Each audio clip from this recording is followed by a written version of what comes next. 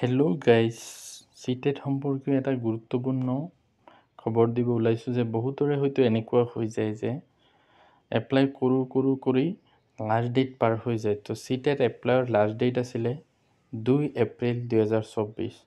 তো এতিয়া এটা গুৰুত্বপূৰ্ণ খবৰ দিব ওলাইছোঁ যে আপোনালোকে এতিয়াও চিটেট এপ্লাই কৰিব পাৰিব। তো মই দেখাই আছোঁ অফিচিয়েল নটিফিকেশ্যনত কি লিখা আছে, বলক চাওঁ।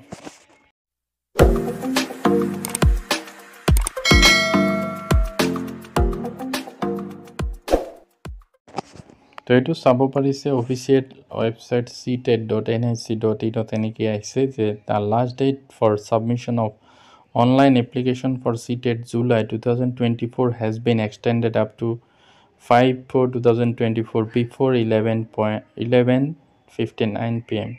তাৰমানে CTET এপ্লিকেশ্যন ছাবমিশ্যনৰ লাষ্ট ডেটটো 5 এপ্ৰিল তাৰিখলৈকে বঢ়াই দিছে। 5 এপ্ৰিল তাৰিখৰ ৰাতি 12টা বজালৈকে আপোনালোকে এপ্লাই কৰিব পাৰিব।